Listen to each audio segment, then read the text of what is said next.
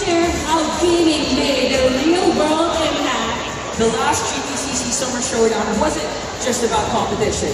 It was about commitment. With GameZone, GTCC, and the Bingo Plus Foundation, they were able to donate 1 million pesos to Jamstart Outreach Development Inc.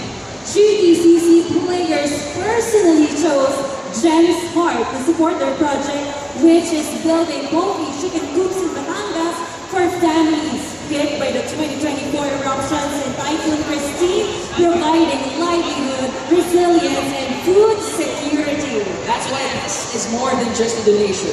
It's about building a sustainable future. So now, let's take a look at the progress.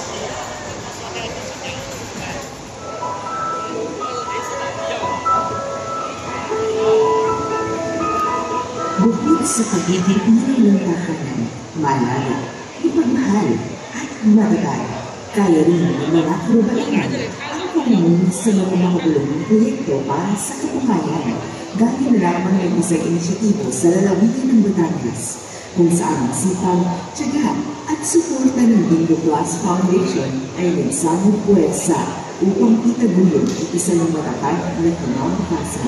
Itong chicken pox ay napakalaking contribution para sa kabuhayan ng aming tinutulungan, especially sa mga pamilya at community na we serve. We want to empower our families, especially our parents and the clients that we are serving, that eventually they will become sustainable and resilient for their lives. Unfortunately, noong 2024, nakalaga po ng Bagyo Christine. So, sabi ko na ang hirap yung umahon, pero I think ito po yung isang malaking hamon sa amin na i-revive ang mga mahal na po ng materials sa pag-construct.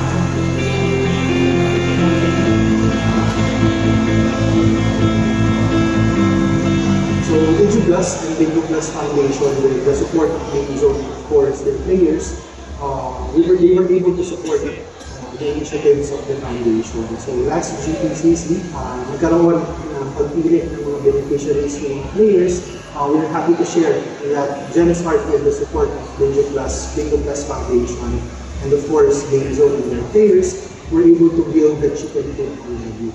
So, susunod na po phase dito ay ang pagbili ng mga chicken cage, and of course, yung mga manok, and soon, thereafter, matutulungan na po natin yung mga beneficiaries dito sa Barangay Mental sa Taal, Batangas. Nakakatulong ito sa amin sa pang-araw-araw na pong gastusin.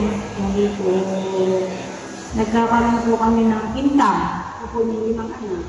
Malaki pong tulong na sa akin.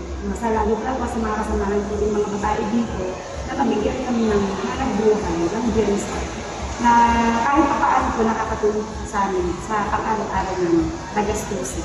On behalf of our beneficiaries, on behalf of the team, Bingo Plus Foundation, we genuinely wanted to thank our GameZone players for their support in our mission to uplift communities. Magpapasalamat po kami sa DigiPlus and Bingo Plus Foundation for this opportunity na sumiglant naman po sa amin. We will do our best and maximize our efforts in order to this project to become successful. Sa DigiPlus, DigiPlus Foundation, kami po yung basta nagpapasalamat po sa inyo, sa inyong tulong, ay binibigay po sa amin, sa lahat ng pamilya na nangailangan ng inyong sabihin. Sa bawat akbang ng pag-unay, may tugon sa pangangailangan ng komunidad. Kahit gaano kahirap, lahat ay susuungin para sa maunlad ng bukas. Yan ang Bingo Plus Foundation.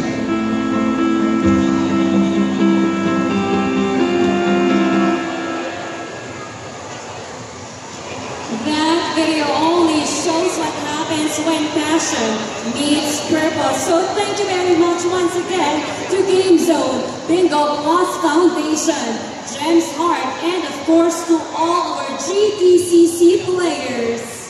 And once again, with Bingo Plus Foundation, we gave our players the chance to decide where the 1 million pesos donation would go. The choices were Future Smart, Bayanihan Plus, or Kalusugan Plus. The community spoke. And the donation will go and fund projects under Kalusugan Plus program. This proves GBCC players aren't just champions in the arena, but champions also for change. Now please welcome the President of Game Master Integrated Inc., Mr. Jasper Vicencio, to award the donation. A big round of applause, please. And receiving it on behalf of the Bingo Plus Foundation, may we call on stage their Executive Director, Ms. Angela Gamins-Winnicki. Let's all give her a big round of applause.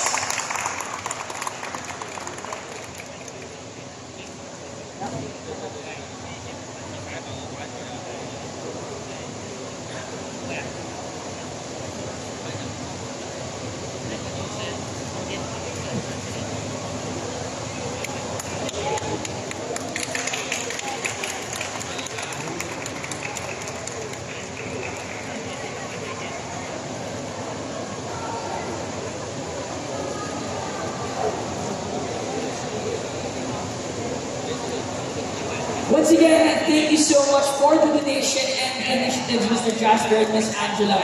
Let's all give them once again a big round of applause.